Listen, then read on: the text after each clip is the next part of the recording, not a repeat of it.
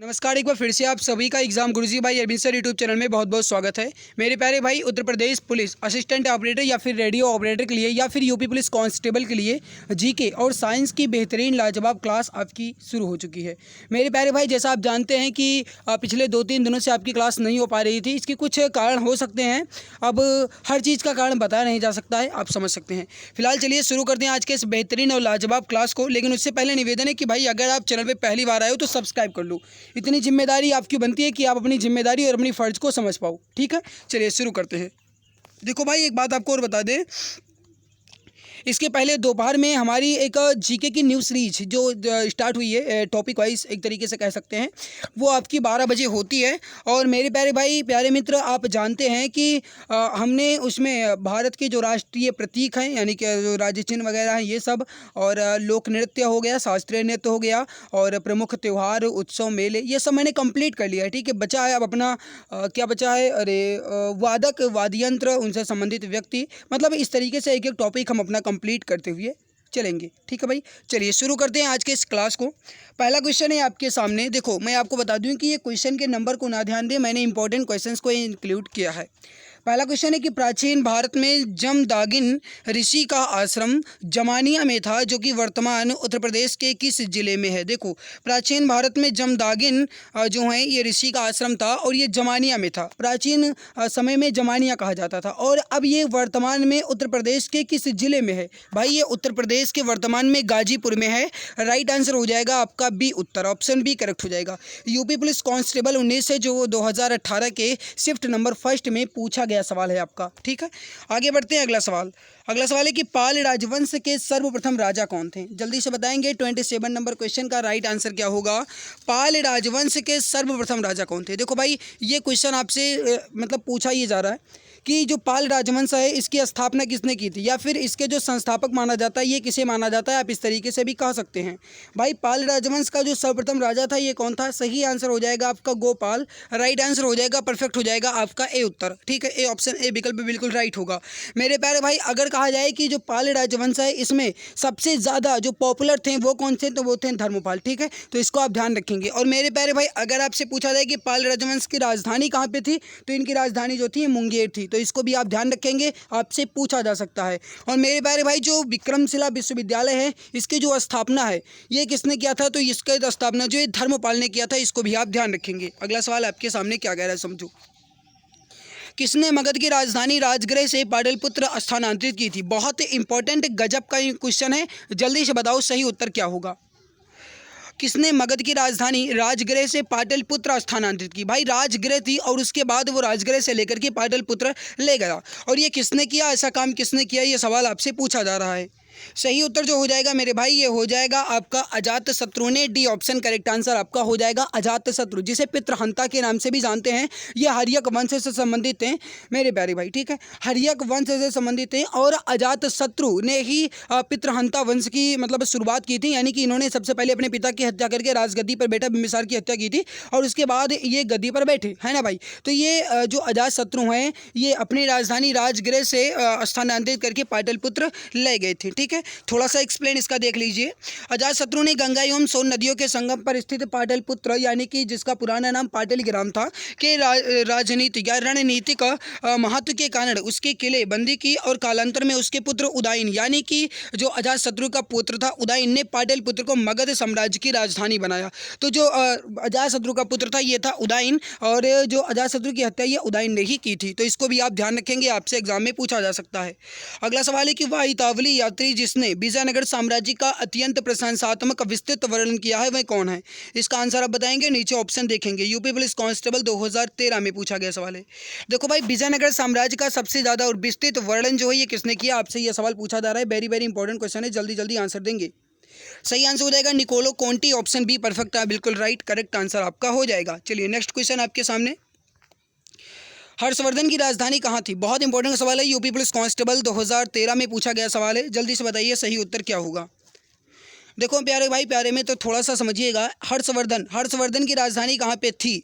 मेरे प्यारे भाई जब पूछा जाएगा आपसे थी कहाँ पे, तो आप क्या कहेंगे? Kannauj. Option C correct answer आपका हो जाएगा।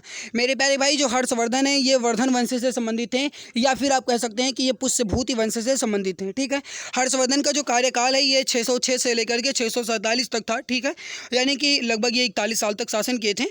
पुष्यभूति वंश का सबसे प्रतापी जो शासक था ये हर्षवर्धन ही था, तो इसको भी आप ध्यान रखेंगे। इनकी बहुत लंबी चौड़ी कहानी है, तो ये बहुत ज़रूरी नहीं है।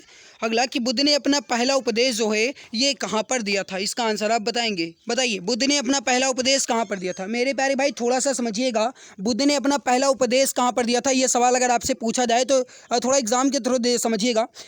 मैंने इसकी ट्रिक आपको हर एक वीडियो में बताई है लगभग, जहाँ पे भी बुद्ध से संबंधित सवाल आए हैं। और मैंने ये भी आपको सजेस्ट किया था कि भाई समझिएगा, जितने भी एग्ज़ाम होते हैं हर एक एग्जाम में ये ओरिएंटेड होता है कि बुद्ध से संबंधित सवाल पूछा ही पूछा जाए। गौतम जन्मे लुम्बिनी, बोध गया में ज्ञान, सारनाथ में सीख दी, कुशीनगर में जान। ये अपनी ट्रिक है।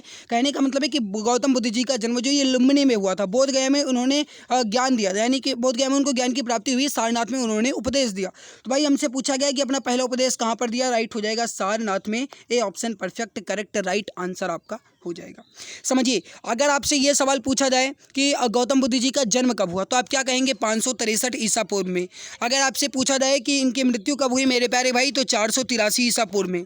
अगर आपसे पूछा जाए कि गौतम बुद्ध जी जो हैं इन्होंने सबसे ज़्यादा उपदेश कहाँ पर दिया, तो आप क्या कहेंगे? श्रावस्ती में। गौतम बुद्ध जी जो हैं ये किस वंश से संबंधित थे? तो ये शाक्य वंश से संबंधित थे। तो इतना सारे इंपॉर्टेंट पॉइंट्स आपको ध्यान रखना है। आगे बढ़ते हैं, अगला सवाल बहुत इंपॉर्टेंट पॉइंट्स है ये सारे, आप देख लीजिएगा। ठीक है, ये पूरा आप पढ़ लीजिएगा। वैसे पूरी PDF मिल जाएगी भाई टेलीग्राम पर। और मैंने प्रीवियस ईयर क्वेश्चन जो आपके यूपी पुलिस कांस्टेबल में पूछे गए हैं, यूपी जेल वार्डर और फायरमैन में पूछे गए हैं, साथ में यूपी SI की परीक्षा में पूछे गए जितने भी प्रीवियस ईयर क्वेश्चन है, ये सारे मैंने टेलीग्राम चैनल एग्जाम गुरुजी भाई एडमिन सर पर भेज दिया है। वहाँ से आप सभी क्वेश्चन पेपर को देखिए और उसको परखिए किस तरीके किस लेवल के सवाल आ रहे हैं और किस तरीके से आपको पढ़ना चाहिए। वैसे मैं यहाँ पर प्रीवियस ही आपका करवा रहा हूँ।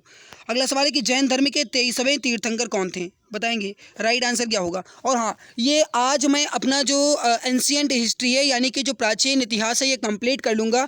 हो सकता है कि कल की क्लास में मैं अपने जो मिडवल है यानी कि जो आपका मध्य भारत है वो मैं कंप्लीट करूँ। ठीक है, क्योंकि मैंने ये टारगेट किया है कि मैं अब आपका एक एक टॉपिक कंप्लीट करवाते हुए चलूँगा ताकि आपका टॉपिक भी कंप्लीट हो जाए और क्लासेस भी आपकी बेहतरीन और लाजवाब होती रहें। जैन धर्म के 23वें तीर्थंकर कौन थे? भाई 23वें आपसे पूछा गया है, समझिए राइट आंसर हो जाएगा पार्श्वनाथ। ये जो ये 23वें थे। और अगर आपसे पूछा जाए 24वें कौन थे, तो वो थे Mahavir Swami. B option right होगा। मेरे प्यारे भाई 24वें या फिर अंतिम तीर्थंकर कौन थे, तो ये थे महावीर स्वामी। तीसरी बात मेरे प्यारे भाई याद रखिएगा, आपसे पूछा जाए कि जैन धर्म का वास्तविक संस्थापक कौन है, तो वो है महावीर स्वामी। तो इसको आप ध्यान रखेंगे। थोड़ा सा यहाँ पे आप समझ लीजिए, वैसे बहुत इंपॉर्टेंट है, आप समझते होंगे। फिलहाल देखिए, जैन धर्म के जो 23वें तीर्थंकर थे पार्श्वनाथ काशी नरेश अश्वसेन के पुत्र थे। इनकी माता का नाम जो है ये वामा था। इनके समय में महावीर स्वामी से 250 वर्ष पहले माना जाता है। कहने का मतलब है कि महावीर स्वामी से 250 यानी लगभग 250 साल पहले इनका जो मतलब समय था ये था। ठीक है, पार्श्वनाथ को तपस्या के 84वें दिन सम्मेद पर्वत का ज्ञान प्राप्त हुआ था। बहुत इंपॉर्टेंट पॉइंट्स है, आपसे पूछा जाएगा वैसे कि जो महावीर स्वामी इन्हें ज्ञान की प्राप्ति कहाँ पे हुई, तो इतना आप जानते हैं। लेकिन अब ये महावीर के स्वामी के ना पूछा जाएगा। अब अगर आपसे पूछा जाए कि पार्श्वनाथ का कहाँ पे हुआ था, तो आप क्या कहेंगे? 84वें दिन हुआ था, यानी कि 80 दिन और 4 दिन और, ये सम्मेद पर्वत पर हुआ था भाई। इनके अनुयायियों को निर्ग्रंथ कहा जाता था। जो पार्श्वनाथ थे इनके अनुयायी को निर्ग्रंथ कहा जाता था। और पार्श्वनाथ के 4 महाव्रत हैं। ये कौन कौन से हैं? एक है सत्य, दूसरा अहिंसा, तीसरा है आस्तेय। आस्तेय का मतलब होता है चोरी ना करना, अपरिग्रह। ठीक है, इसका प्रतिपादन जो है मेरे भाई ये किसने दिया था? पार्श्वनाथ ने ही दिया था। ठीक है, और 5वां जो महाव्रत है ये कौन सा है?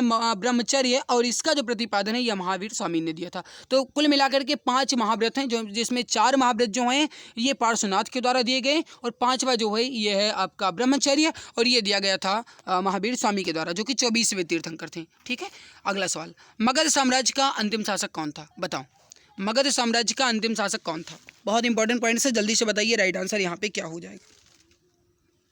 देखिए भाई, मगध साम्राज्य के अंतिम शासक कौन थे, ये सवाल आपसे पूछा गया है। सही उत्तर हो जाएगा आपका, ये हो जाएगा डी ऑप्शन कालाशोक।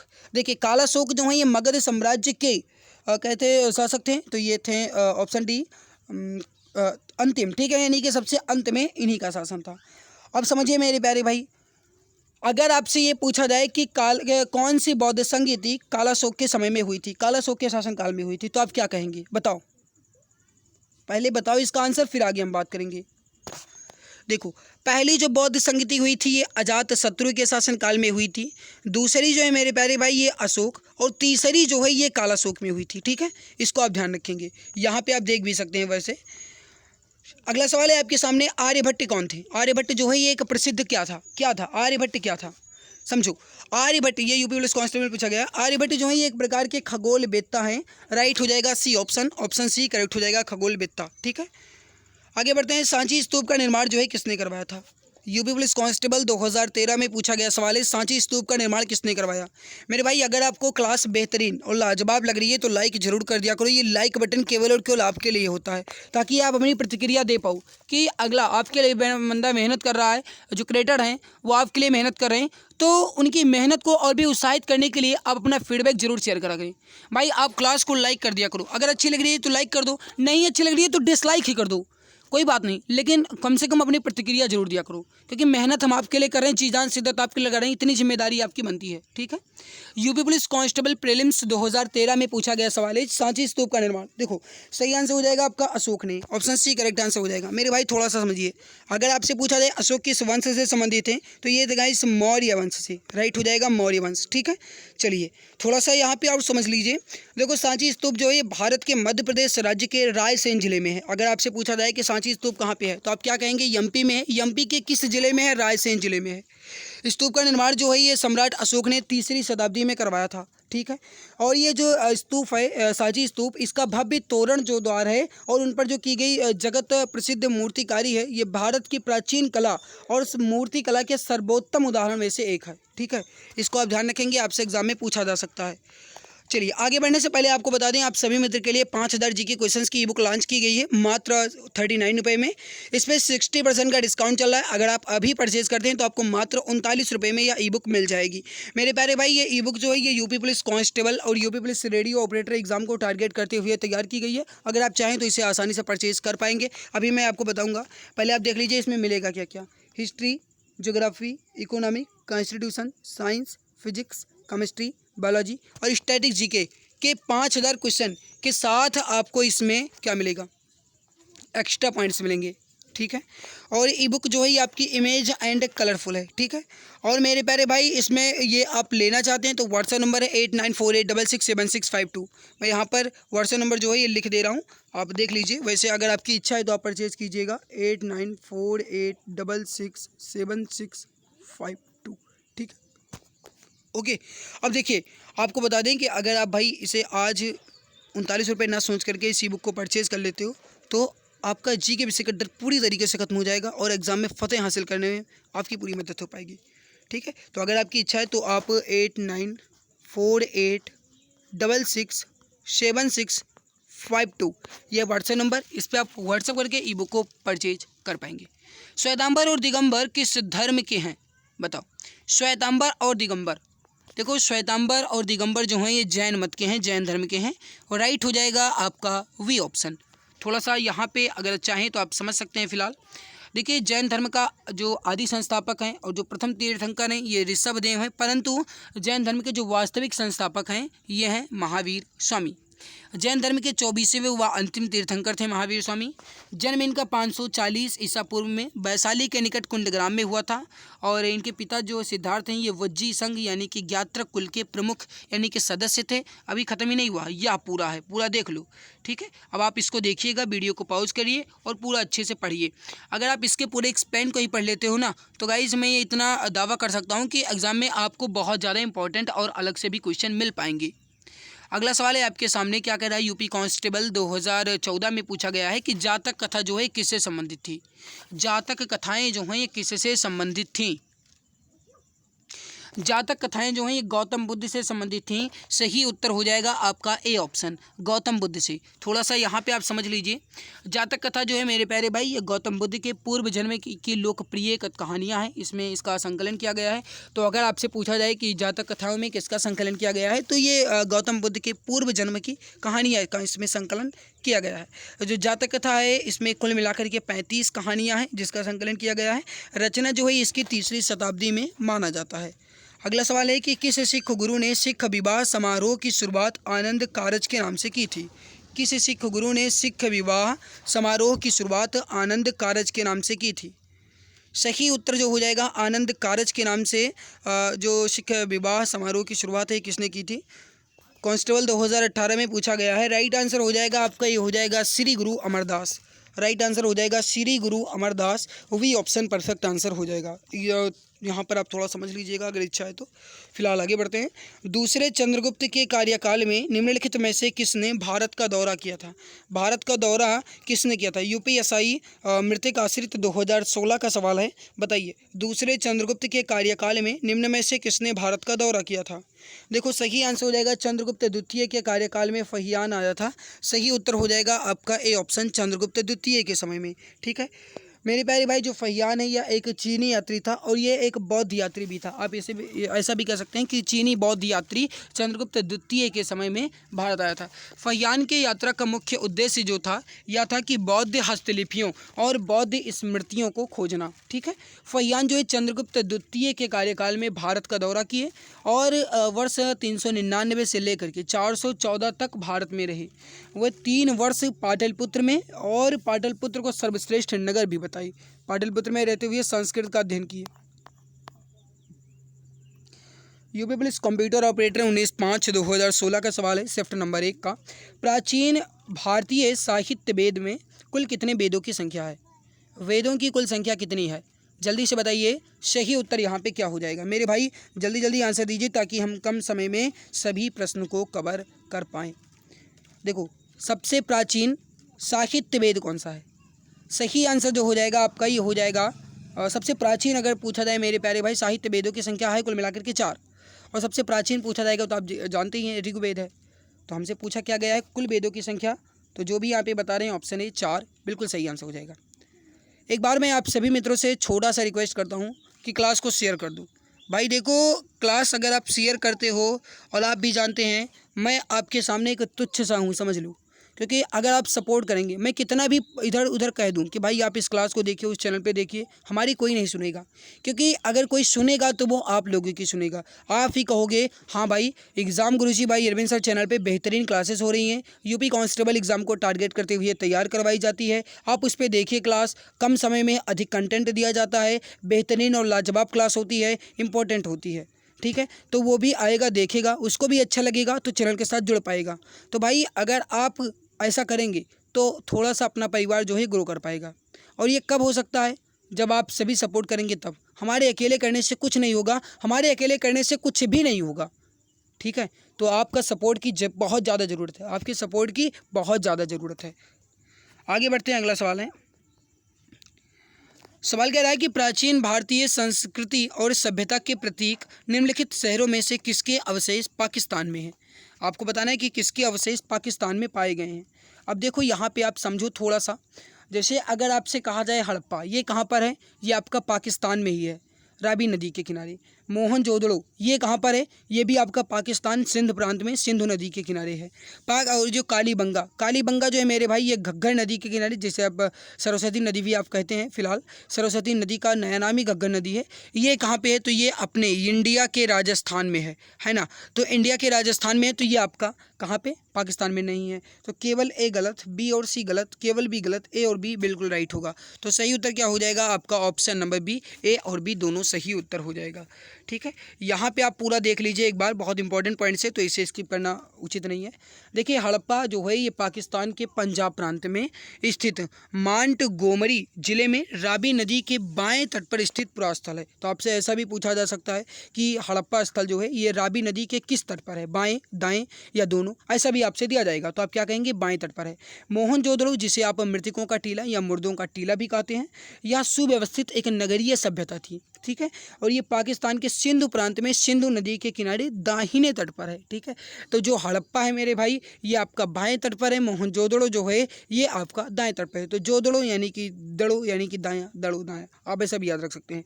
इसकी खोज जो है हड़प्पा सभ्यता की ये RD बैनर्जी के द्वारा की गई थी। और कालीबंगन जो है ये राजस्थान के हनुमानगढ़ जिले में घग्गर नदी के बाएं तट पर स्थित है। कुछ अन्य यहाँ पर देख लीजिए, जैसे आपसे पूछा जाए रोपड़, रोपड़ जो है मेरे भाई ये पंजाब में है। लोथल भोगवा नदी के किनारे गुजरात में है। बनावली जो है मेरे भाई ये हरियाणा में है। इसके अलावा राखी गढ़ी भी हरियाणा में है, तो इसको भी आप ध्यान रखेंगे क्योंकि मतलब भारत में अगर कहा जाए तो सबसे बड़ा जो पुरास्थल है ये कौन सा है, तो ये राखी गढ़ी ही है, ठीक है। तो ये आपके लिए इंपॉर्टेंट है। रंगपुर जो है ये आपका गुजरात में है। सुरकोटदा जो है ये आपका गुजरात में है। धौलावीरा भी गुजरात में ही है। और राखी गढ़ी जो है ये हरियाणा में है, मैंने अभी बताया। दाइमाबाद जो है ये महाराष्ट्र में है। और आलमगीरपुर जो उत्तर प्रदेश में जो कि सबसे पूर्वी स्थल है। और मांडा जो सबसे उत्तरी स्थल है ये जम्मू कश्मीर में है। और जो दाइमाबाद है मेरे भाई ये सबसे दक्षिणी स्थल है, ये महाराष्ट्र में है, ठीक है। तो इसको आप ध्यान रखेंगे। और अगर कहा जाए सबसे पश्चिमी स्थल तो वह सुतकांगेड है बलूचिस्तान में। हाँ, एक बात आप और ध्यान रखिएगा, अगर आपसे पूछा जाए कि मतलब स्वतंत्रता के बाद या फिर कहा जाए एक तरीके से तो सिंधु घाटी सभ्यता का भारत में सबसे ज़्यादा स्थल कहाँ पे मिला है, तो ये गुजरात राज्य में मिला है। तो इसको आप ध्यान रखेंगे, आपसे पूछा जा सकता है। ओके, अगला, पहली बार भारत के बाहर से आने वाले और भारत में बसने वाले कौन थे। देखो, भारत के बाहर से आने वाले एक तरीके से कहा जाए तो माना जाता है कि मध्य एशिया से भारत आए थे। मध्य एशिया से भारत आने वाले और भारत में बसने वाले कौन थे, तो वो थे आर्य, ठीक है। ये जो कहाँ पे बसे थे, तो ये सप्त सिंधु प्रदेश में बसे थे। हालांकि एक तरीके से कहा जाए तो पंजाब और अफगानिस्तान में बसे थे, तब अफगानिस्तान जो है ये भारत में ही था, ठीक है। तो राइट हो जाएगा आपका बी ऑप्शन आर्य। यहाँ पे आप थोड़ा समझ लीजिए मेरे प्यारे भाई, इनका अस्तित्व जो है ये 1500 से लेकर के 600 ईसा पूर्व के बीच माना जा रहा है, क्योंकि आप भी इतना जानते हैं कि 1500 से 600 ईसा पूर्व के बीच माना जा रहा है, यानी कि वैदिक युग के कार्यकाल के समय में थे, ठीक है। आगे बढ़ते हैं। अगला सवाल है कि वेदों में सबसे प्राचीन वेद कौन सा है। घना आसान सवाल है, हालांकि कंप्यूटर ऑपरेटर में पूछा भी गया है। वेदों में सबसे प्राचीन वेद कौन सा है, सही उत्तर हो जाएगा ऋग्वेद। ऋग्वेद जो है सबसे प्राचीन वेद है और इसी में गायत्री मंत्र की जो उल्लेख है ये सब किया गया है, ठीक है भाई। और सबसे ज़्यादा जो श्लोक है, जो सबसे ज़्यादा सूक्तियाँ हैं वो सब किस में है, तो ऋग्वेद में ही है। तीसरी बात मेरे प्यारे भाई, आपसे पूछा जाए सामवेद। सामवेद को संगीत का वेद भी कहते हैं, इसको आप ध्यान रखेंगे। और मेरे प्यारे भाई सामवेद जो है इसमें 7 स्वरों का उल्लेख किया गया है, यानी कि जो संगीत के 7 स्वर है इसका उल्लेख किया गया है, इसको भी आप ध्यान रखेंगे। अगला सवाल है कि बुद्ध के जीवन की घटनाओं और उनके संबंध में स्थलों को सुमेलित करना है। यहाँ पे आप पहले बता दीजिए और उसके बाद नीचे दिया गया है कूट भाषा, इसका प्रयोग करके सही उत्तर का चयन करना है। तो देख लीजिए 44 नंबर सवाल है और इसके लिए आप 5 से 6 सेकंड का समय लीजिए और जल्दी से आंसर देने की कोशिश कीजिए। जल्दी जल्दी बताइए। अब देखो, बुद्ध के जीवन की घटनाओं से संबंधित उनके स्थलों को सुमेलित करना है, ठीक है। यहाँ पे हम पहले इसको थोड़ा सा जूम कर लेते हैं ताकि मैं आपको बेहतर ढंग से समझा पाऊँ। समझो मेरे प्यारे भाई, देखो इनका जन्म स्थान जो है लुम्बिनी में हुआ था, क्या यह सही है। बिल्कुल एग्जैक्ट राइट है, 200% सही है। ज्ञान की प्राप्ति गौतम बुद्ध जी को कहाँ पे हुई थी, बोधगया में हुई थी, 201% सही है। प्रथम उपदेश जो है सारनाथ में दिया गया था, क्या यह सही है, बिल्कुल राइट है मेरे भाई। निर्वाण की प्राप्ति जो है कहाँ पे हुई थी, कुशीनगर में हुई थी, यह भी आपका सही है, ठीक है। अब यहाँ पे आप देख लीजिए 1 2 3 4 बिल्कुल राइट है, सही आंसर हो जाएगा 1 2 3 4। तो सही आंसर यहाँ पे क्या हो जाएगा, 1 2 3 और 4, सही उत्तर हो जाएगा 1 2 3 4, ठीक है। चलिए आगे बढ़ते हैं। अगला सवाल देख लो, यहाँ पर 1 2 3 4 यानी ए ऑप्शन राइट होगा, ठीक है। आगे बढ़ते हैं। अगला सवाल है आपके सामने कि सत्यमेव जयते शब्द कहाँ से लिया गया है। वैसे आप इसको जानते ही होंगे, छोटे छोटे बच्चे भी इसका आंसर जानते हैं, तो आप इजीली तरीके से इसका आंसर बता पाएंगे। देखो मेरे भाई, सत्यमेव जयते शब्द जो है कहाँ से लिया गया है, सवाल पूछा गया है। ये लिया गया है उपनिषद से। उपनिषद का नाम क्या है, मुंडक उपनिषद, इसको आप ध्यान रखेंगे। कहाँ से लिया गया है, मुंडक उपनिषद से, राइट हो जाएगा आपका डी उत्तर। यहाँ पे आप थोड़ा सा समझ लीजिए, सत्यमेव जयते शब्द जो मुंडक उपनिषद से लिया गया है और ये जो शब्द है ये भारत का एक आदर्श वाक्य है। राष्ट्रीय प्रतीक के नीचे लिखा हुआ ये आदर्श वाक्य है सत्यमेव जयते। और भारत के राष्ट्रीय प्रतीक जो है सारनाथ वाराणसी के अशोक स्तंभ से लिया गया है। ओके, अगला, सबसे पुराना हिंदू महाकाव्य कौन सा है। सबसे पुराना और हिंदू महाकाव्य ये है रामायण, ये सबसे पुराना और हिंदू महाकाव्य है, राइट हो जाएगा आपका बी ऑप्शन। UPSI 2011 में पूछा गया है। अगला सवाल है आपके सामने कि भारत में मूर्ति पूजा प्रारंभ होने के लिए लगभग कब से संकेत माना जाता है। मूर्ति पूजा मेरे भाई देखो, मूर्ति पूजा जो है ये कब से माना जाता है। मूर्ति पूजा का जो कार्यकाल है मेरे भाई, ये माना जाता है कि वैदिक काल से, ठीक है। राइट हो जाएगा आपका बी ऑप्शन, वैदिक काल से। नहीं, सही आंसर इसका मूर्ति पूजा ये आपका, वैसे गाइस एक बार कंफर्म कर लीजिएगा इसे, ठीक है। एक बार देख लीजिएगा, यहाँ पे ये आर्य बता रहा है तो इसको आप एक बार देख लीजिएगा, ठीक है। वैसे आप यहाँ पे अभी आर्य मानकर चल सकते हैं फिलहाल के लिए, लेकिन मेरे प्यारे भाई आप इसको एक बार कंफर्म कर लीजिएगा, ओके। अगला सवाल है आपके सामने, निम्न में से उपनिषद किसकी व्याख्या करता है? उपनिषद जो है किसकी व्याख्या करता है, बताओ।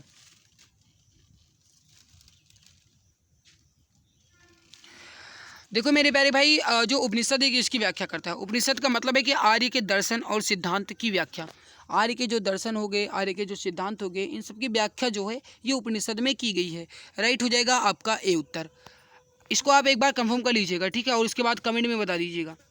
आगे बढ़ते हैं, अगला सवाल है। हाँ, अगर आपसे पूछा जाए मेरे प्यारे भाई कि उपनिषद जो है इसको वेदांत भी कहा जाता है, तो इसको आप ध्यान रखेंगे। इसकी कुल मिलाकर के संख्या जो है ये 108 है, यानी कि 108 है, इसको आप ध्यान रखेंगे। अगला, कौन सी सामाजिक प्रथा केवल ऋग्वैदिक काल की एक प्रतीक है, यानी कि कौन सी सामाजिक प्रथा ऋग्वैदिक काल की एक सिंबल है, सिंबल यानी कि सिंबलिक है, बताओ। देखो सामाजिक प्रथा ऋग्वैदिक काल, भाई ऋग्वैदिक काल और उत्तर वैदिक काल ये दो काल थे, और 1500 से लेकर के 1000 ईसा पूर्व के बीच के काल को ऋग्वैदिक काल कहा जाता है। 1000 से 600 के बीच के काल को उत्तर वैदिक काल कहते हैं। ऋग्वैदिक काल में दहेज प्रथाएं थी, ऋग्वैदिक काल में दहेज प्रथा थी, तो राइट हो जाएगा दहेज प्रथा, डी ऑप्शन। दहेज प्रथा आप जानते ही हैं, है ना, लड़की पक्ष द्वारा लड़के पक्ष को उपहार में कुछ दिया जाता है, सभी जानते हैं, छोटे छोटे बच्चे भी जानते हैं कि भैया उनकी शादी है तो कुछ देखते हैं क्या मिला है क्या नहीं मिला है। फिलहाल ये बहुत गलत काम है।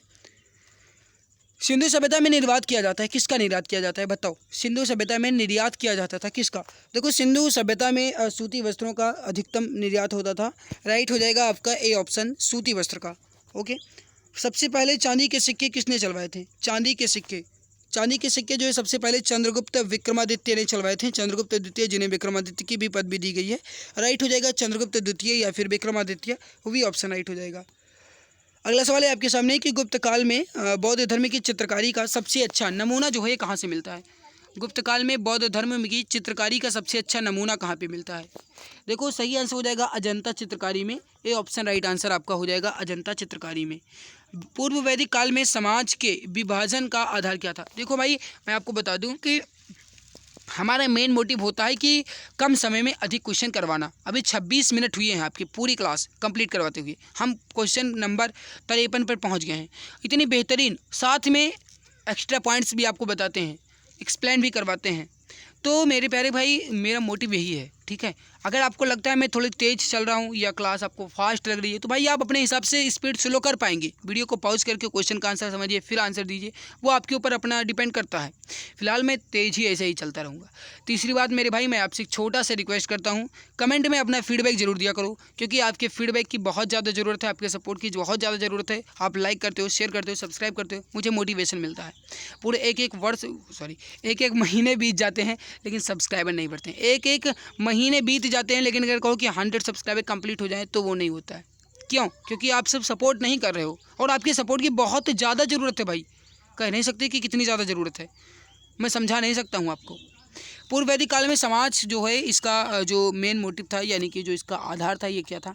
पेशा था। पेशा का मतलब होता है भाई कि आप जिस तरीके से काम करेंगे उसी समाज में आपको रखा जाएगा। जैसे अगर आपके अंदर ज्ञान था तो आपको ब्राह्मण की कैटेगरी में रखा जाएगा। अगर आप लड़ाई में या फिर एक तरीके से कहा जाए भाई आप तलवार में चलाने में निपुण थे, यानी कि युद्ध में निपुण रहे हैं अगर आप, तो आपको क्षत्रिय कैटेगरी में रखा जाता था।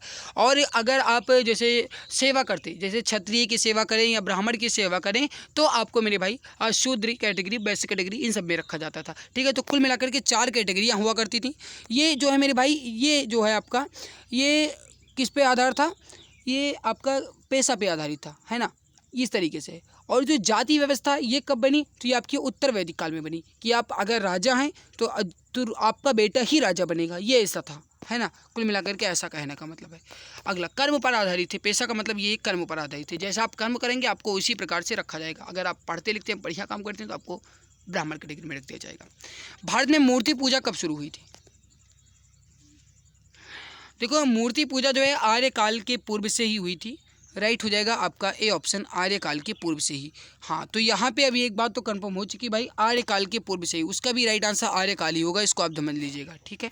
अगला सवाल, सिंधु घाटी सभ्यता में समाज की प्रकृति क्या थी? देखो सिंधु घाटी सभ्यता में समाज, देखो सिंधु सभ्यता जो है यह एक नगरीय सभ्यता थी। ठीक है भाई, कैसी थी? यह एक नगरीय सभ्यता थी। और जो वैदिक सभ्यता ये कैसी थी? तो ये ग्रामीण सभ्यता थी। ठीक है, हमसे पूछा गया सिंधु कैसी थी, तो ये एक नगरीय थी। राइट हो जाएगा बी ऑप्शन। अगला, अशोक महान के बारे में क्या सत्य नहीं है? अशोक महान के बारे में क्या सत्य नहीं है? अशोक बौद्ध धर्म का अनुयायी थे। हाँ भाई बिल्कुल, बौद्ध धर्म के अनुयायी हो गए थे। कलिंग युद्ध के बाद बौद्ध धर्म का अनुयायी हो ही गया था। बौद्ध धर्म का प्रचार विदेशों में भी कराया। बिल्कुल मेरे प्यारे भाई, उन्होंने अपनी बेटी और अपने बेटे इन दोनों को श्रीलंका भेजा था बौद्ध धर्म का प्रचार करने के लिए। बिल्कुल सही है। सोने की मूर्ति गला करके मुद्रा बनवाए, क्या यह सही है? बिल्कुल भाई, सोने की मूर्ति गलवाए थे, मुद्रा बनवाए थे। बिल्कुल सही है। इनके अभिलेखों की भाषा हिंदी थी, गलत। ये अभिलेख जो है ये यूनान से संबंधित हैं, यूनानी भाषा से संबंधित हैं, यानी कि ये गलत है। डी ऑप्शन राइट होगा। हिंदी का कोई नाम ही निशान नहीं था, है ना। यूनानी या प्राचीन मगधी से संबंधित था, इसको आप ध्यान रखेंगे। अगला सवाल है कि वैदिक काल में स्त्रियों की स्थिति कैसी थी? वैदिक काल में स्त्रियों की स्थिति, भाई वैदिक काल में जो स्त्रियां हुआ करती थी इनकी स्थिति उच्च थी, क्योंकि जो वैदिक काल में स्त्रियां थी ये अपने पुरुषों के साथ किसी भी यज्ञ कांड में भाग ले सकती थी, साथ में उनका सहयोग कर सकती थी, हर कोई काम स्त्रियां कर सकती थी। इसलिए वैदिक काल में स्त्रियों की जो मतलब स्थिति है ये उच्च हो गई। हालांकि ये आगे चल करके उत्तर वैदिक काल में थोड़ी सी कम हुई, लेकिन ये पहले यानी ऋग वैदिक काल में उच्च थी, बिल्कुल उच्च थी, है ना। तो इसको आप ध्यान रख सकते हैं। फिलहाल के लिए थोड़ी सी गिरावट आई थी उत्तर वैदिक काल में, फिलहाल फिर भी अच्छी थी, है ना। प्राचीन राजवंश विंध्याचल पर अपने प्रभुत्व के कारण विंध्य शक्ति के नाम से कौन जाना जाता था? देखो, प्राचीन राजवंश विंध्याचल पर अपने प्रभुत्व के कारण विंध्य शक्ति के नाम से हम किसे जानते हैं? इसे हम जानते हैं वाकाटक। किसे जानते हैं? वाकाटक। राइट हो जाएगा आपका डी ऑप्शन, वाकाटक। ठीक है। अगला सवाल है आपके सामने कि कौन सा राजा चोल राजवंश से संबंधित नहीं है? बताएंगे कौन से राजा चोल राजवंश से संबंधित नहीं है, बताओ। सही उत्तर हो जाएगा आपका, ये हो जाएगा Anant Varman. Option C correct answer हो जाएगा। अनंत वर्मन जो है भाई ये गंग वंश से हैं, ठीक है, किस वंश से हैं? गंग वंश से। चोल राजवंश से जैसे आपके पारंतक हो गए, आदित्य हो गए, विजयालय जो कि सबसे ज़्यादा प्रमुख था, है ना। तो ये हमसे पूछा क्या गया है कि कौन नहीं था? अनंत वर्मन बिल्कुल राइट होगा। थोड़ा सा समझ लीजिए, अनंत वर्मन जो है ये गंग वंश के प्रतापी राजा थे और ये कलिंग पर 71 वर्ष तक शासन किए थे। इन्हीं के काल में कोणार्क के प्रसिद्ध सूर्य मंदिर का निर्माण करवाया गया था। सबसे ज़्यादा इंपॉर्टेंट पॉइंट सही है। अगर आपसे पूछा जाए कि सूर्य मंदिर का निर्माण किसके समय में करवाया गया था, तो आप क्या कहेंगे? जो गंग वंश का प्रतापी राजा था अनंत वर्मन, इनके समय में करवाया गया था। विजयालक, परंतक फास्ट और आदित्य प्रथम ये सब चोल राजवंश के राजा हैं। तो इसको आप ध्यान रखेंगे, आपसे एग्जाम में पूछा जा सकता है, आपके एग्जाम्स की दृष्टि से इंपॉर्टेंट सवाल है। आगे बढ़ते हैं, अगला सवाल क्या कह रहा है? 4 वेदों में प्रथम वेद कौन सा है? देखो, 4 वेदों में प्रथम वेद कौन सा है? अबे आपसे ऐसा भी पूछा जा सकता है सबसे पुराना वेद कौन सा है? प्रथम वेद पूछा है मेरे भाई। देखो, ऋग्वेद जो है प्रथम वेद माना जाएगा, क्योंकि जब सबसे पुराना है तो प्रथम वेद है। अथर्ववेद जो है मेरे भाई ये आपका नया वेद है, इसे आधुनिक वेद के नाम से भी जानते हैं। फिलहाल हमसे पूछा गया प्रथम वेद, तो ये हो जाएगा ऋग्वेद। ठीक है। अगला सवाल है आपके सामने, बुंदेलखंड पर निम्नलिखित में से किस राजपूत वंश ने शासन किया था? बुंदेलखंड पर निम्नलिखित में से किस राजपूत वंश ने शासन किया? सही उत्तर हो जाएगा आपका चंदेल वंश ने। Option number C correct answer हो जाएगा, चंदेल वंश ने। अगला सवाल है आपके सामने, निम्नलिखित में से त्रिपिटक जो है किससे संबंधित? त्रिपिटक जो है मेरे भाई ये किससे संबंधित है? बहुत इंपॉर्टेंट पॉइंट है, वैसे आप जानते हैं 1991 में पूछा गया था यूपीएसआई में, इतना इंपॉर्टेंट है समझ लो। त्रिपिटक जो है मेरे भाई ये बौद्ध धर्म से संबंधित है। राइट हो जाएगा आपका डी ऑप्शन, बौद्ध धर्म। अगर आप चाहें तो एक्सप्लेन थोड़ा सा समझ लें। देखो, त्रिपिटक जो है बौद्ध धर्म का आधारभूत और एक मुख्य ग्रंथ है। भगवान बुद्ध के उपदेश इन्हीं 3 साहित्य के खंडों में संकलित हैं। एग्जाम्पल के लिए आप यहाँ पर समझ सकते हैं, थोड़ा सा मैं आपको बता देता हूँ। जैसे देखो, शुद्ध पिटक, ये पिटक जो है त्रिपिटकों में सबसे बड़ा और सबसे श्रेष्ठ माना जाता है। शुद्ध पिटक में बुद्ध के धार्मिक विचार और उपदेश का संग्रह किया गया है। विनय पिटक, ये पिटक जो है ये मठवासियों का एक अनुशासन संबंधी नियम है, यानी कि जो अनुशासन नियम वगैरह दिए थे बुद्ध ने, ये है आपके विनय पिटक में। ठीक है। अभिधम्म पिटक, ये इसमें बौद्ध मतों के दार्शनिक व्याख्याएं की गई हैं। किसमें? अभिधम्म पिटक में। इसको आप ध्यान रखेंगे। अगला सवाल है कि जैन धर्म के संस्थापक कौन थे? अब देखो, हमसे पूछा गया जैन धर्म के संस्थापक कौन थे। आपसे ये एग्जाम जो है मतलब ये जो क्वेश्चन है ये 2 तरीके से पूछा जा सकता है। आपसे ऐसा पूछा जा सकता है कि जैन धर्म के संस्थापक कौन थे, आपसे ऐसा पूछा जा सकता है कि जैन धर्म के वास्तविक संस्थापक कौन थे। तो जब आपसे कह दिया जाएगा वास्तविक शब्द जोड़ दिया जाएगा, यानी कि आपसे पूछ लिया जाए वास्तविक संस्थापक कौन थे, तब आप कहेंगे महावीर थे। हमसे पूछा जाए कि केवल और केवल जैन धर्म के संस्थापक कौन थे, तब आप क्या कहेंगे? ऋषभदेव। कुल मिलाकर के 24 तीर्थंकर हुए, सबसे अंतिम को ही वास्तविक माना जा रहा है। इसको आप ध्यान रखेंगे। अगला सवाल है कि अजंता गुफाओं का निर्माण जो है किससे संबंधित है, या फिर अजंता गुफा का निर्माण जो है किस कार्यकाल में हुआ था, किसके काल में हुआ था? बताओ, बहुत इंपॉर्टेंट पॉइंट्स है, जल्दी से बताइए। सही उत्तर जो हो जाएगा मेरे प्यारे भाई ये हो जाएगा आदिकाल में। ऑप्शन ए करेक्ट आंसर आपका हो जाएगा आदिकाल में। देखो अजंता की गुफा का निर्माण जो है आदिकाल में हुआ था। और जो अजंता की गुफा ये बौद्ध धर्म से संबंधित है, बौद्ध धर्म से ही प्रेरित है ना, इसको आप ध्यान रखेंगे। और जो अजंता की गुफा है ये है कहाँ पर मेरे प्यारे भाई, तो ये महाराष्ट्र के औरंगाबाद में है। औरंगाबाद की जो स्थापना ये औरंगजेब ने की थी, इसको भी आप ध्यान रखेंगे।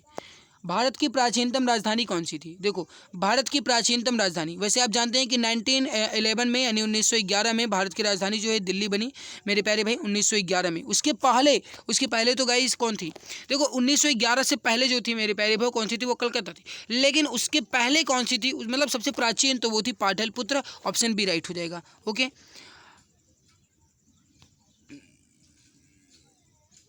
अगला सवाल है कि भारत में शंकराचार्य पीठ कहाँ नहीं है? भारत में शंकराचार्य की पीठ कहाँ नहीं है? क्या द्वारिका में है, पुरी में है, मथुरा में है, बद्रीनाथ में है? कहाँ पे नहीं है? नहीं हमसे पूछा जा रहा है।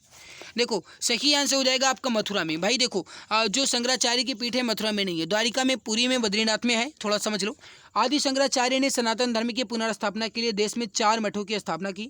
और चारों मठ में बद्रीनाथ जो है ये उत्तराखंड में पड़ता है, द्वारिकानाथ जो है ये गुजरात में पड़ता है, श्रृंगेरी जो है कर्नाटक में, और पुरी जो है ये उड़ीसा धाम में है ना, जिसे कहते हैं कि 4 मठ।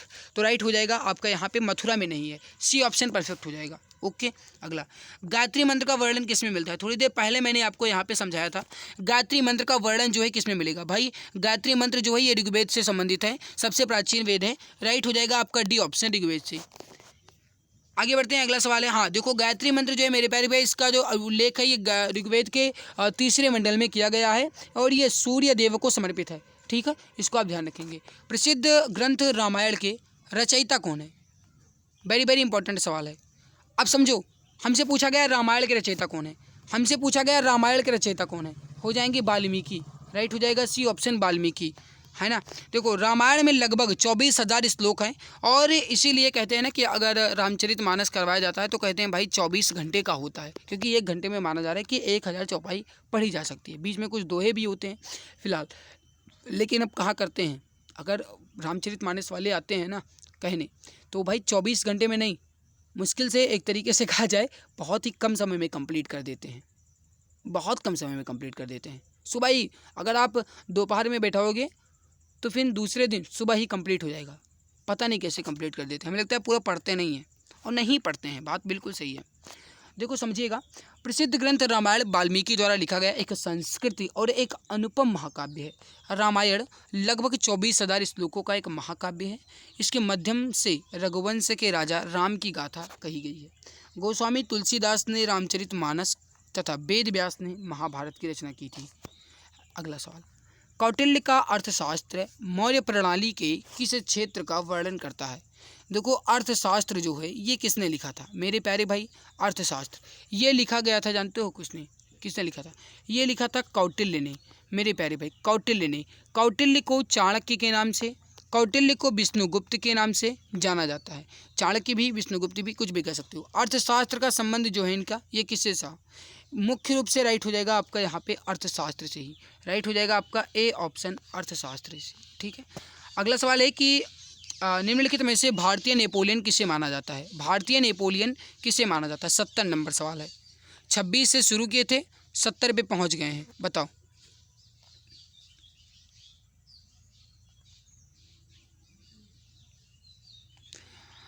सही आंसर हो जाएगा भारत का जो प्रसिद्ध नेपोलियन है ये किसे माना जाता है? समुद्रगुप्त को। वी ऑप्शन राइट आंसर हो जाएगा, जिसे मुद्राएं पर बीड़ा बजाते हुए दर्शाया गया है। ओके मेरे प्यारे भाई, यहाँ पे कंप्लीट हो गया। देखो यहाँ पे आपका जो एंशियंट हिस्ट्री है ये कंप्लीट हो गया है। कल से हमारा जो चलेगा ये चलेगा मिडवल यानी कि मध्य भारत, और ऐसे ऐसे हम कंप्लीट कर लेंगे। और आपने देखा मैं जितने भी क्वेश्चन आपके करवाए हैं, चाहे आपके वो गाइस इतिहास का पूछा जा रहा हो या कोई भी क्वेश्चन पूछा जा रहा हो, वो सारे आपके प्रीवियस ईयर हैं। और जो इतिहास का मैंने करवाया आज, ये सारे आपके यूपी पुलिस के द्वारा पूछे गए हैं। चाहे वो यूपीएसआई में पूछा गया हो, यूपीएसआई में पूछा गया हो, यूपी पुलिस कांस्टेबल में पूछा गया हो, यूपीएसआई मृतक आश्रित, एएसआई मृतक आश्रित, कहीं भी पूछा गया हो, वही मैंने करवाया है। तो भाई बेहतरीन क्लास आपको लग रही है ना? लाइक कर दिया करो। मेहनत हम आपके लिए कर रहे हैं, जिम्मेदारी आपकी बनती है कि आप अपनी जिम्मेदारी, अपनी फ़र्ज को समझ पाओ। ठीक है, लाइक जरूर कर दिया करो। चैनल पे पहली बार आए हो सब्सक्राइब कर लो। पीडीएफ टेलीग्राम पे मिल जाएगी। आप चाहें तो अपनी जीके विषय को सुधारने के लिए इस ई बुक को परचेज कर सकते हैं। 5000 जीके क्वेश्चंस की ई बुक है, आपको 60% डिस्काउंट के साथ मिल जाएगी मात्र 39 रुपये में। अभी इस पर डिस्काउंट चल रहा है, आपको मात्र 39 रुपये में इतनी बेहतरीन और लाजवाब कंटेंट कोई भी नहीं देगा भाई। इसमें आपको history, geography, economic, constitution, science, physics, chemistry और बायोलॉजी और स्टैटिक जीके के 5000 क्वेश्चन तो मिलेंगे ही, साथ में एक्स्ट्रा पॉइंट्स भी मिलेगा। ई बुक आपकी इमेज और कलरफुल है ताकि पढ़ने में मज़ा आए, बोरिंग महसूस ना हो। चाहें अगर आप इसे परचेज़ करना तो आप 8948667652 ये है व्हाट्सएप नंबर, यहाँ पे आप इस मैसेज करके ई बुक को परचेज कर पाओगे। केवल मैसेज कर सकते हो, कॉल नहीं लगेगी, इनकमिंग बंद बताएगा। बढ़ते हैं साइंस के क्वेश्चन की तरफ। इंपॉर्टेंट क्वेश्चंस मैंने साइंस में लिए हैं, टिपिकल क्वेश्चंस लिए हैं। CHSL 2022 में पूछा गया, 1820 में किसने खोजा कि विद्युत धारा नज़दीकी चुंबकीय सुई को गतिमान करती है और इस प्रकार उन्होंने विद्युत चुंबकीय की खोज की। साफ तौर से ऐसा पूछा गया है, विद्युत चुंबकीय की खोज जो है किसने की भाई? 1820 में की गई। किसके द्वारा की गई? ये किया गया था हेंस क्रिश्चियन ओस्टेड के द्वारा। राइट हो जाएगा आपका डी ऑप्शन। अगला सवाल है कि 1800 ईस्वी में विद्युत का एक विश्वसनीय स्रोत प्रदान करने वाले पहले कुछ उपकरणों में से एक पावर बैटरी का आविष्कार किसने किया? पावर बैटरी का आविष्कार मेरे प्यारे भाई, पावर बैटरी का आविष्कार राइट हो जाएगा एलेसेंड्रो वोल्टा। सही आंसर हो जाएगा आपका सी ऑप्शन, एलेसेंड्रो वोल्टा ने किया। सही आंसर हो जाएगा आपका option number C, correct answer आपका हो जाएगा। अगला सवाल आपके सामने क्या कह रहा है? सापेक्षता के सिद्धांत की खोज किसने की थी? सापेक्षता के सिद्धांत की खोज किसने की थी? CHSL में पूछा गया है भाई।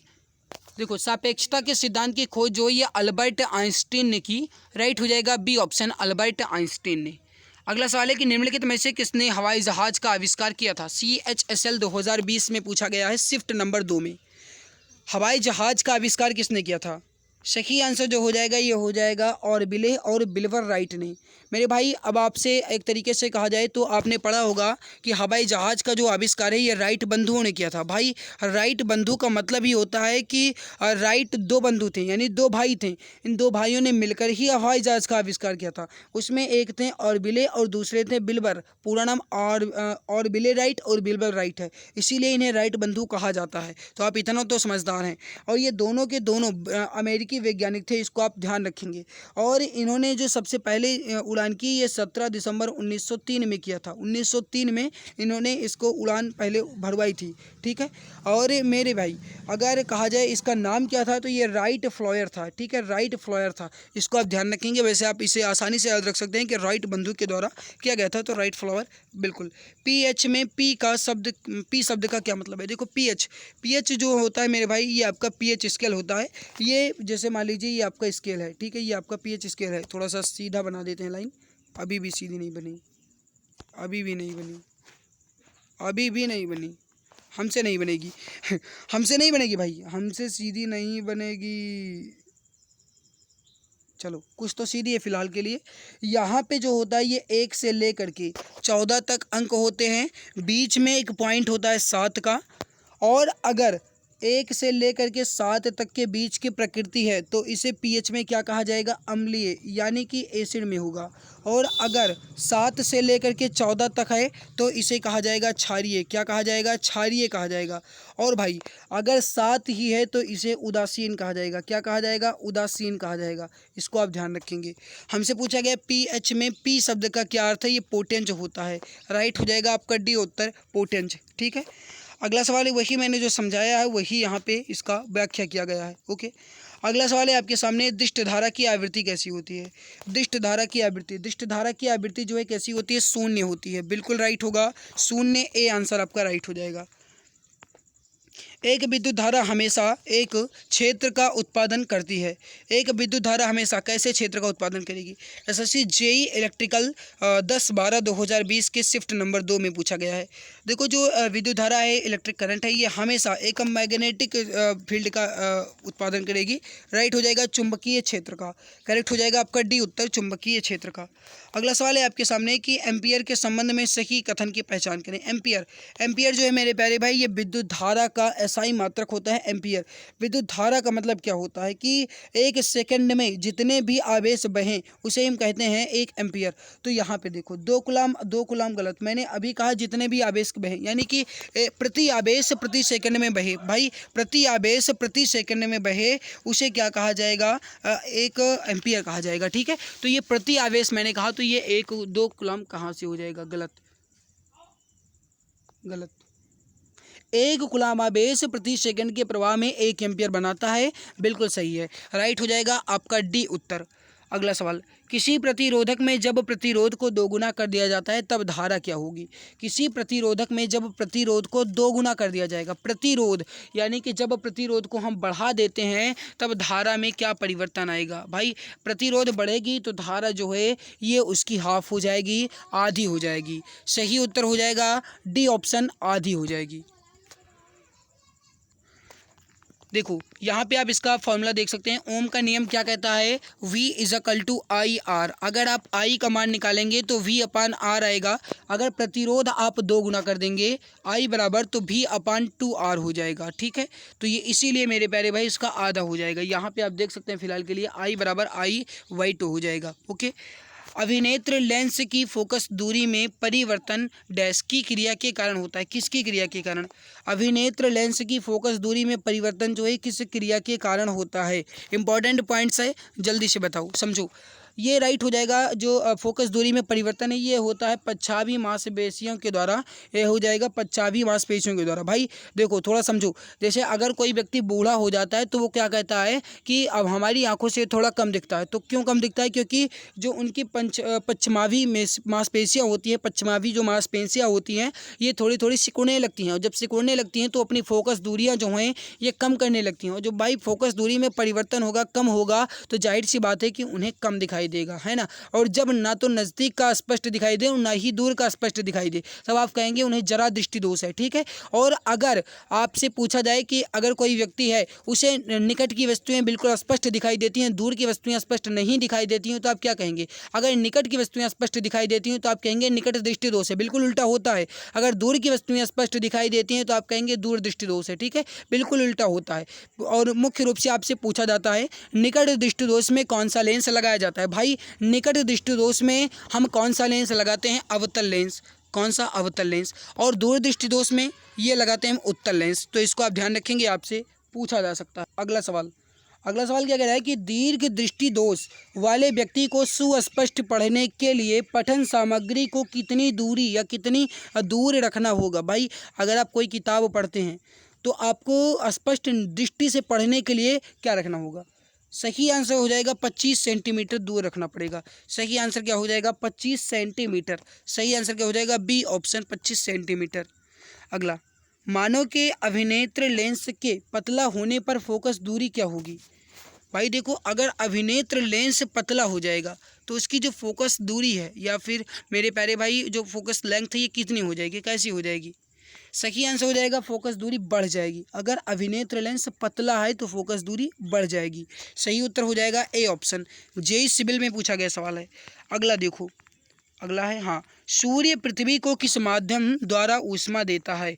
सूर्य जो है पृथ्वी को किस माध्यम के द्वारा ऊष्मा देता है। एसएससी सीपीओ सम इंस्पेक्टर में पूछा गया है 2019 में। भाई सूर्य का प्रकाश जो है ये पृथ्वी पर विकिरण के माध्यम से आता है।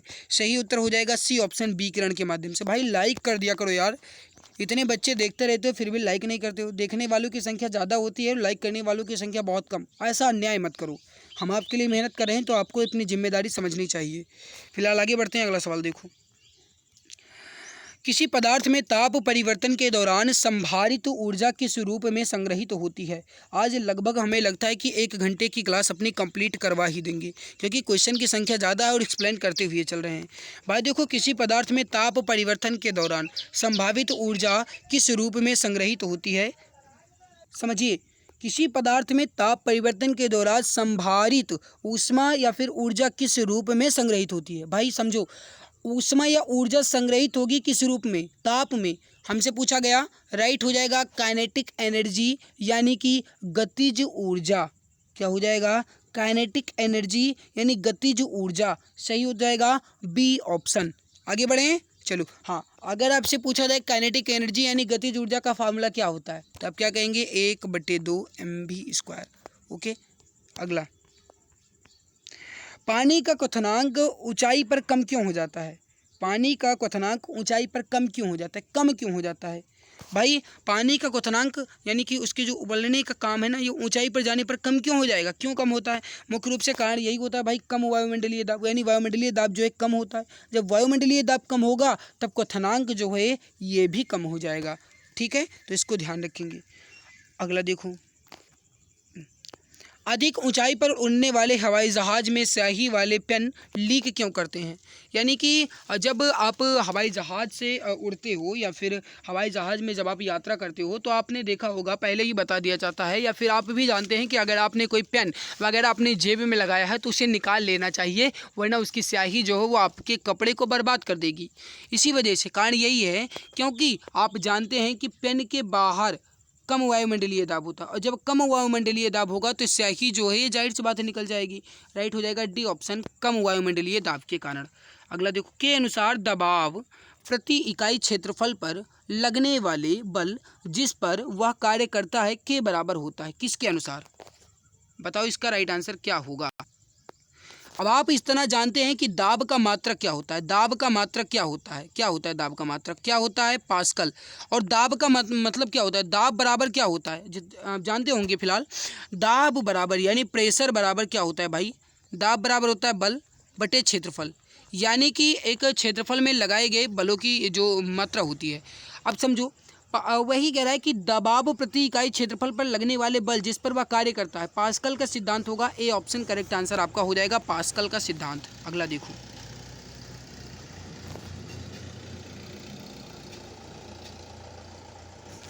अगला है कि यदि पृथ्वी की त्रिज्या कम हो जाती है और इसका द्रव्यमान स्थिर रहता है तो गुरुत्वाकर्षण के कारण त्वरण का मान क्या होगा? फिर से समझो थोड़ा सा, यदि पृथ्वी की त्रिज्या कम हो जाए, रेडियस उसकी कम हो जाए और इसका जो द्रव्यमान है, उसका जो मास है ये बिल्कुल स्थिर रहे, कोई भी परिवर्तन ना हो, तो गुरुत्वाकर्षण यानी कि ग्रेविटेशन के कारण उसके एक्सेलरेशन में क्या प्रभाव पड़ेगा?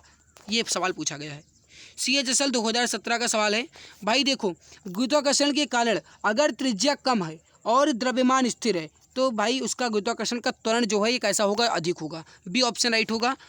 यहाँ पे आप इसका फॉर्मूला देख सकते हैं इसके संबंध में। अगला देखो, एक लिफ्ट जो एक व्यक्ति समान वेग के साथ नीचे जा रही है, एक व्यक्ति के साथ नीचे जा रही है, उसमें किसी व्यक्ति का स्पष्ट वजन कैसा होगा? भाई समझो, लिफ्ट जो एक समान वेग के साथ नीचे जा रही है, नीचे जा रही है लिफ्ट, और उसमें किसी व्यक्ति के स्पष्ट वजन कैसा होगा, ये पूछा गया है।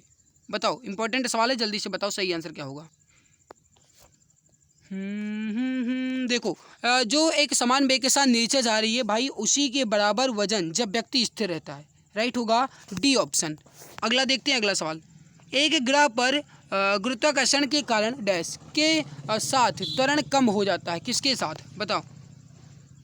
देखो, ग्रह पर गुरुत्वाकर्षण के कारण के साथ त्वरण कम हो जाएगा। त्वरण कब कम होगा भाई? ग्रहों की ऊंचाई में वृद्धि। जिस तरीके से ग्रह की सतह में ऊंचाई होती रहेगी उसी तरीके से गुरुत्वाकर्षण के कारण जो त्वरण है, एक्सीलरेशन है, ये कम होता जाएगा। तो राइट आंसर क्या हो जाएगा? डी ऑप्शन, क्योंकि एक दूसरे के व्युत्क्रमानुपाती क्रमानुपाती होते हैं, आप इतना जानते हैं, देख सकते हैं आप फिलहाल।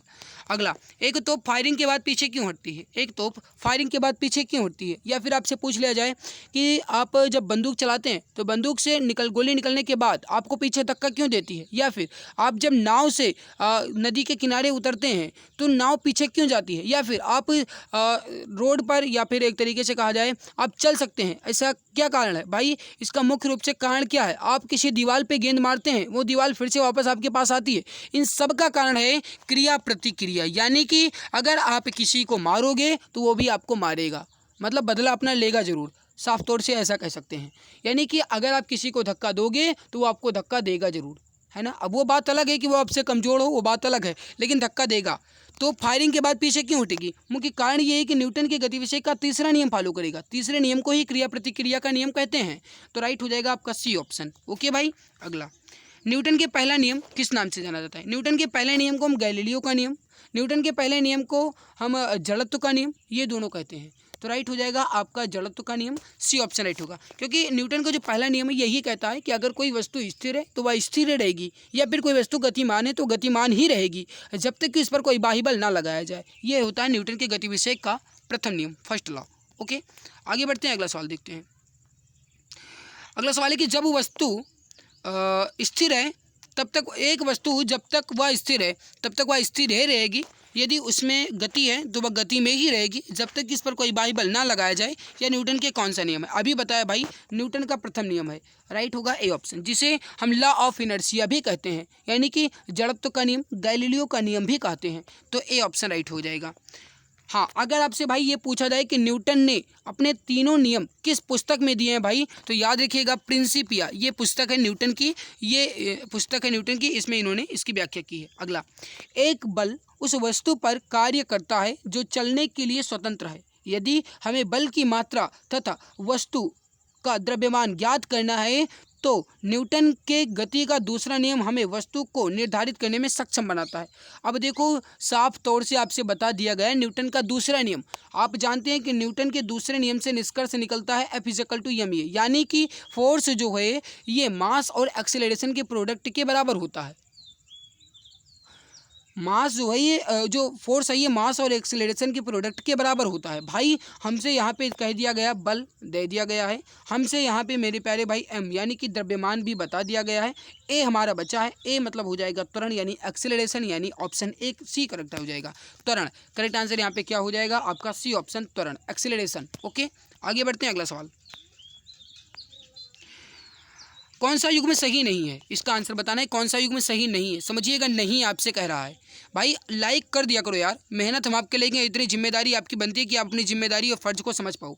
लाइक कर दो एक बार सभी मित्र। कौन सा युग्म सही नहीं है? देखो, हाइग्रोमीटर से वायुमंडल का जलवाष्प और अंश मापा जाता है, सही है। लैक्टोमीटर से तरल का विशिष्ट घनत्व मापते हैं, बिल्कुल गलत, क्योंकि आप जानते हैं लैक्टोमीटर से हम दूध की शुद्धता मापते हैं कि दूध में कितना पानी है और कितना दूध है, ये हम मापते हैं।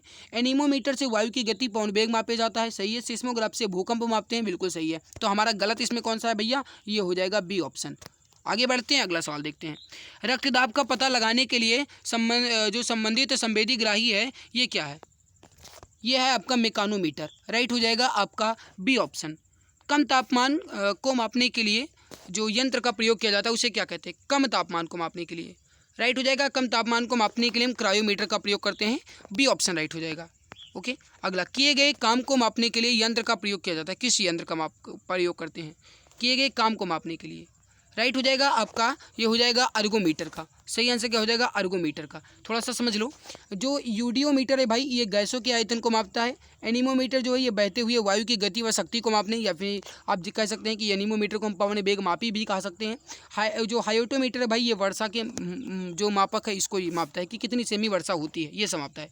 विकिरण के सभी प्रकार जैसे अल्फा, बीटा, गामा, इनका पता लगाने के लिए, उनकी माप के लिए किसका प्रयोग किया जाता है? विकिरण के जो प्रकार हैं जैसे अल्फा प्रकार हो गया, बीटा प्रकार हो गया, गामा प्रकार हो गया, इन सबका पता लगाने के लिए, मतलब ये अल्फा है, बीटा है या गामा है, हम किसका प्रयोग करते हैं? बहुत इंपॉर्टेंट पॉइंट्स है, जल्दी से बताइए सही उत्तर क्या होगा। सही आंसर हो जाएगा, हम इसे गीगर काउंटर के द्वारा मापते हैं, ए ऑप्शन करेक्ट हो जाएगा, गीगर काउंटर के द्वारा करेक्ट हो जाएगा, ए ऑप्शन। तो भाई यहाँ पे अपना इंपॉर्टेंट क्लास जो है कंप्लीट हो चुका है, और आई होप ये बेहतरीन और लाजवाब क्लास आपको अच्छी लगी होगी। अगर अच्छी लगी तो लाइक जरूर कीजिए, चैनल पे पहली बार आए हो तो सब्सक्राइब कर लो। पूरे 1 घंटे की क्लास हो चुकी है, और मेरे प्यारे भाई आप ऐसे मित्र हैं कि अभी तक कुछ ऐसे भी हैं जो स्वार्थी बैठे हैं, वो क्लास को फ्री में देख रहे हैं। भाई अगर आप फ्री में देख रहे हो तो उसका थोड़ा सा तो मुझे बेनिफिट दे ही दो, आप लाइक तो कर ही दो। आप लाइक करोगे हमारा मोटिवेशन बढ़ेगा, और मेरे प्यारे भाई आपके सपोर्ट की बहुत ज़्यादा ज़रूरत है। जितना ज़्यादा हो सके उतना ज़्यादा क्लास को शेयर कीजिए और चैनल को सब्सक्राइब कीजिए, ताकि हमारा थोड़ा सा परिवार बढ़े और मैं आपको बेहतरीन क्लासेस दे पाऊँ। तो प्लीज़ अगर आपको हमारी मेहनत अच्छी लगती है तो लाइक ज़रूर किया करो, चैनल पर पहली बार हो तो सब्सक्राइब कर लिया करो। और आज की हमारी ये मेहनत आपको कैसे लगी ज़रूर बताइएगा मेरे प्यारे भाई, आपके कमेंट्स का इंतज़ार है। मिलते हैं इसके बाद एक और नई खास वीडियो में, तब तक के लिए खुश रहिए, मुस्कुराते रहिए, जी जान शिद्दत के साथ लगे रहिए। जय हिंद, जय भारत, वंदे मातरम।